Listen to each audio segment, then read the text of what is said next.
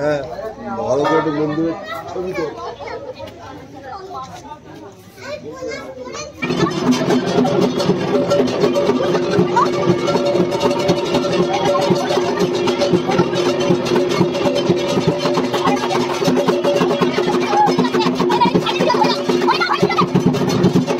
Hello everyone, welcome back to my channel. আবার একটা নতুন ব্লগে তোমাদের সবাইকে ওয়েলকাম। তোমরা সবাই কেমন আছো? নিশ্চয়ই ভালো আছো। তো চলো শুরু করা যাক। আজ তোমাদের সাথে শিবরাত্রির পালনটা শেয়ার করব, মানে কিভাবে শিবরাত্রি করছি না করছি সব কিছু। তো দেখতে থাকো। এই দেখো, আমি আর কি ঠাকুর ঘরে চলে এসেছি।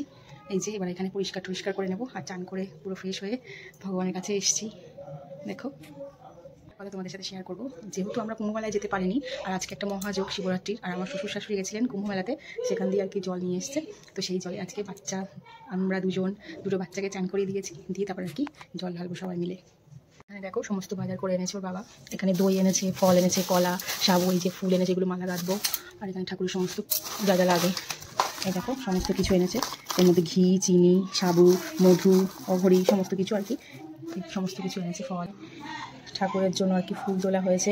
এগুলো সব আমার শাশুড়ি মা গুছিয়ে দিয়েছে। এখানে বেলপাতা, কুন্দ ফুলের ফুল, সব কিছু ফুল গুছিয়ে দিয়েছে।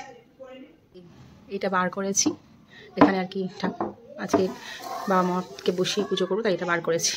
এটা আমি এরকম আলপনা দিয়ে গুছিয়ে রেখে দিই, যখন যেটা পুজো হয় সেটা আমি এর উপরে দিয়ে আর কি এখানে পুজো করি। ছোট্ট সিংহাসন এটা। এখানে আমার বর এই সাদা আকন্দগুলো আমার বর এনেছিল কিনে, অনেকটা হয়েছে। ওগুলো মালাগাত বর, এগুলো তো মা তুলে রেখেছে, তাই ধুয়ে পরিষ্কার করে আনলাম। আর এখানে ফলও এনেছি 5 রকম। এখানে ঠাকুরের বাসাগুলো সব ধুয়ে রেখেছে, এবার পুজো দেবো। আর এখানে দেখো কলা পাকা, এগুলো সমস্ত কিছু এনেছে, সব ভেজাবো এই সবগুলো। এবার দেখো এটা মুছে টুচে ঠাকুর ঘরটা পরিষ্কার করে নিয়েছি। এবার তো দুপুরে জল টল ঢালার পরে আবার সঙ্গে বিকালের দিকে একটু আলতা পড়তে বসেছিলাম। তো তারপর আবার সন্ধ্যাবেলা চলে এসেছি ঠাকুর ঘরে। এখানে আর কি ঠাকুরগুলোর আর কি সব সন্ধে দেব। তো আর সব কিছু পরিষ্কার করব, নিয়ে আর সাজি সমস্ত কিছু সাজিয়ে রাখবো, যেগুলো মন্দিরে নিয়ে যাব। তো দুপুরবেলা ঠাকুরকে ভোগ দিয়েছিলাম, সেগুলো আর কি পরিষ্কার করে নেবো একেবারে। আর একা হাতে বুঝতেই পারছো, টুকটুক করে কাজ করব। এখানে সন্ধে দিচ্ছিলাম আমি তখন। এবার আসনগুলো তুলবো, ওখানে জায়গাটা মুছবো, শাঁখটা ধোবো, মানে ঠাকুরের যেরকমটা হয় আর কি সমস্ত কাজ কমপ্লিট করব। তারপরে আর কি শাড়ি পরতে যাব। আর তার মধ্যে আমার মামাকে খাওয়ানোর আছে, জিকুবাবু খাবে, ওর মাস্টার আসবে। তো সমস্ত কিছু গুছিয়ে তারপর মন্দিরে যাব। তাই জন্য ভাবলাম একেবারে কাজ গুছিয়ে নিই। তো দেখো ঠাকুরের সামনেটা তো দুবেলা পুজো করেছিলাম, সেই কারণে চারিদিকে ফুল ছিটিয়েছিল। তো ভাবলাম না, এবার দেখো তারপরে আবার মালাগুলো গেঁথে নিয়েছি। 3-4টে মালা গেঁথে নিয়েছি। আর তারপর দেখো আবার শাড়িটাও পরে নিয়েছি।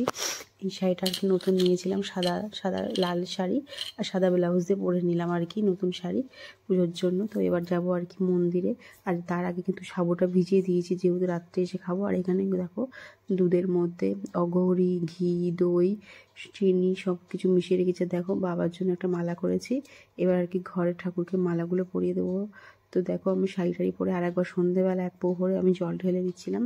তো আমার ঘরে 3টে শিব ঠাকুর আছে, মানে শিবলিঙ্গ আছে, তাদেরকে 3টে মালা করেছি, করে আবার একটু মানে ঠাকুরকে পুজো টুজো দিলাম, দিয়ে আর কি এবার মন্দিরে যাব। তো মন্দিরের জন্য সাজিতে 5 রকম ফল, বেলপাতা, ফুলের মালা, আকন্দ ফুলের মালা, বেল ফুলের মালা সমস্ত গুছিয়ে নিয়েছি।